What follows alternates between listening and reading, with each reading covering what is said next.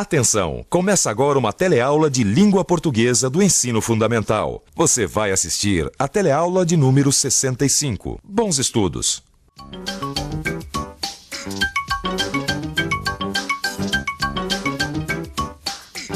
No programa de hoje, vamos conhecer um pouco melhor e conversar com uma das mais importantes figuras da nossa literatura. É um romancista, contista, cronista.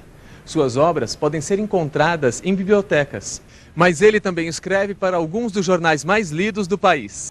Além de ser roteirista de muita coisa que você já viu aqui na tela da TV. Eu estou falando de Luiz Fernando Veríssimo.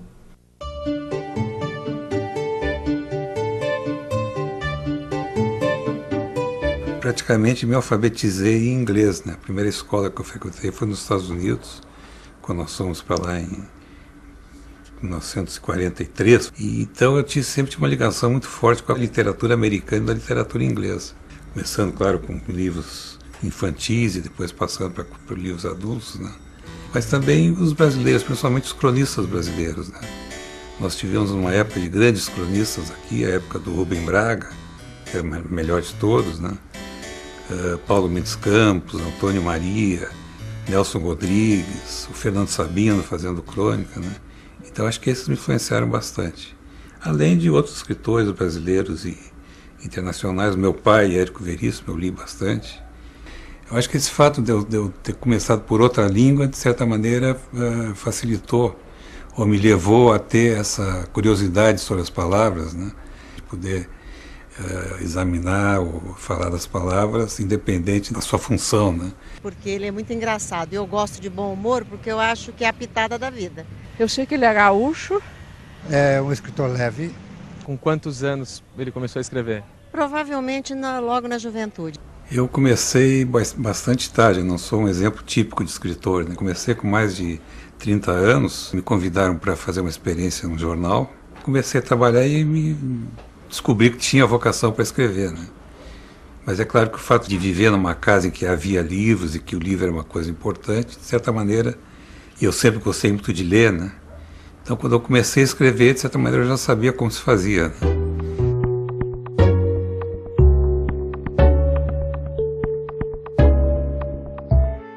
Luiz Fernando Veríssimo diz que começou no jornalismo trabalhando como copy desk.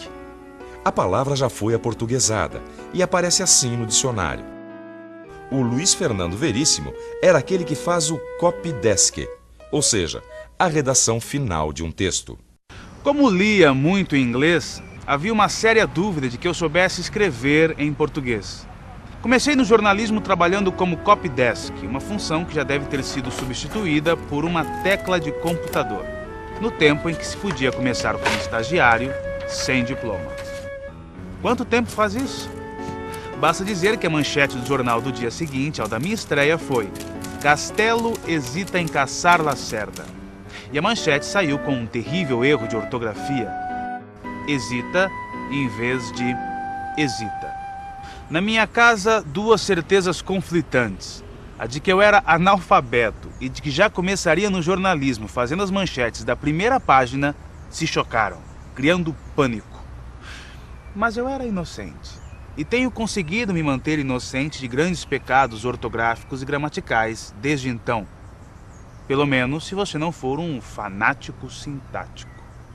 Em outra crônica, O Gigolô das Palavras, Luiz Fernando Veríssimo escreve: a linguagem, qualquer linguagem, é um meio de comunicação e que deve ser julgada exclusivamente como tal.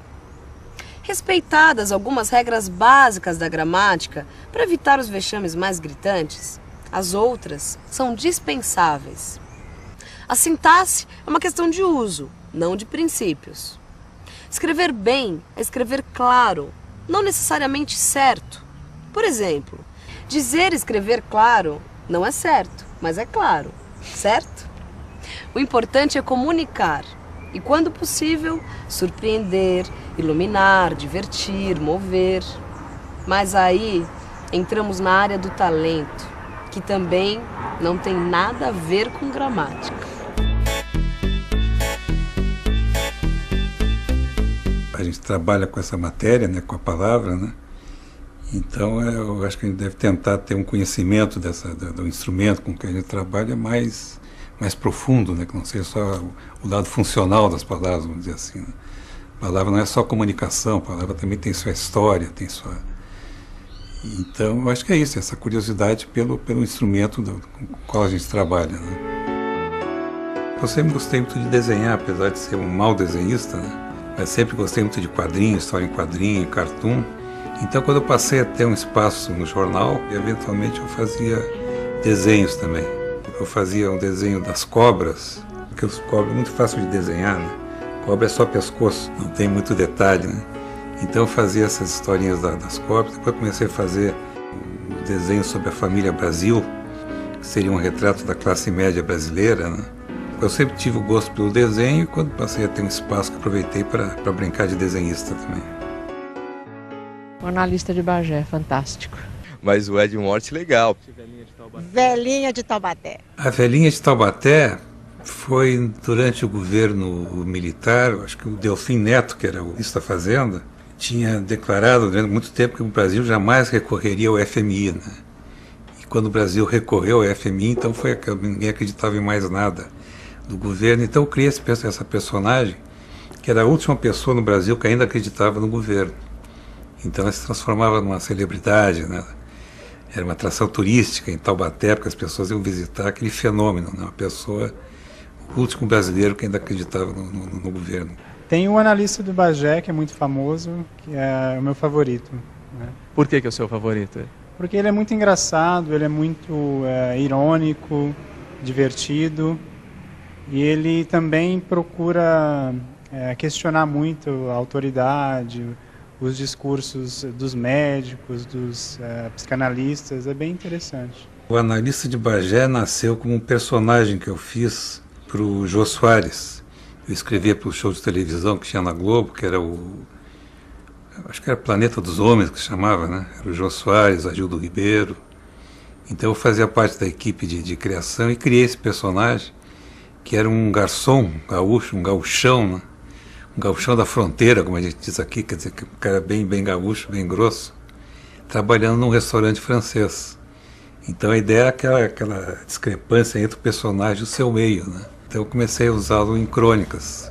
Só que em vez de ser um garçom grosso num restaurante fino, era um gauchão grosso numa profissão que é a psicanálise, que também é uma coisa que requer uma certa sensibilidade, né? Um certo tato. O analista de Bagé nasceu como personagem de TV, mas muitas das crônicas de Veríssimo do jornal também viraram personagens da televisão e do nosso cinema. Olha só. Morte? Ed Morte? Em carne e osso, principalmente osso. O Ed Morte é uma paródia literária, né? É uma paródia de um gênero policial americano, né? Aquele gênero do detetive particular e tal. Só que é uma versão brasileira, detetive subdesenvolvido, né? Nunca consegue resolver os casos e quando ele consegue, pagam ele com cheque sem fundo. Então mas é uma paródia literária no caso, né? Ed Morte? Não fale. Você leu meu nome na porta. Eu não sou, vamos dizer, um humorista natural, né? Um humorista espontâneo, né? Ao contrário, para contar uma anedota, sou um desastre, né? Não sou uma pessoa engraçada, vamos dizer assim. A minha reação às coisas geralmente é menos humorística do que até depressiva às vezes, né? Mas eu acho que eu aprendi uma técnica de fazer humor, né? Não, eu lembrei de uma coisa agora, você não vai acreditar, achei que eu já tinha esquecido, você não acredita no que ele fez. Você viu aquele filme 9 Semanas e Meia de Amor? Ele tinha visto aquele filme idiota da geladeira?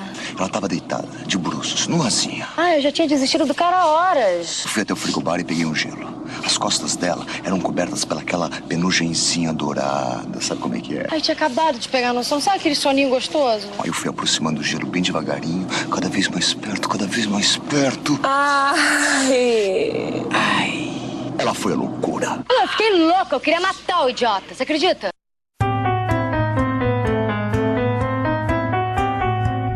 O pai de Luiz Fernando Veríssimo também foi escritor. Érico Veríssimo é um dos mais conhecidos escritores da literatura brasileira. É autor, entre outras obras, de Incidente em Antares. Escreveu também O Tempo e o Vento, que foi adaptado para a TV. Pois, sabe de uma coisa engraçada? Quando variei, me parecia que eu andava sempre a cavalo, por aí, em guerras. Aqui era o escritório do meu pai, a biblioteca do meu pai, mas não era aqui que ele trabalhava lá embaixo, na parte de baixo da casa, no que ele chamava da toca dele, né? Mas no fim do dia ele trazia o que ele tinha feito, o que ele tinha escrito aqui para cima, sentava nessa cadeira aqui, botava uma tábua aqui e ficava corrigindo as provas e revisando. E ele gostava muito de desenhar nas margens do papel e acabava desenhando na tábua também. E o resultado é que muitas das tábuas que ele usava acabaram sendo obras de arte.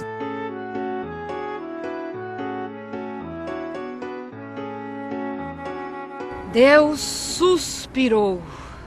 Estava cansado.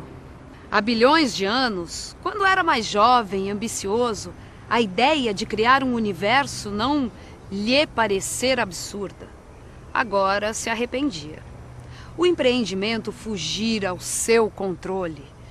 Não conseguia se lembrar mais nem de quantas luas tinha Saturno.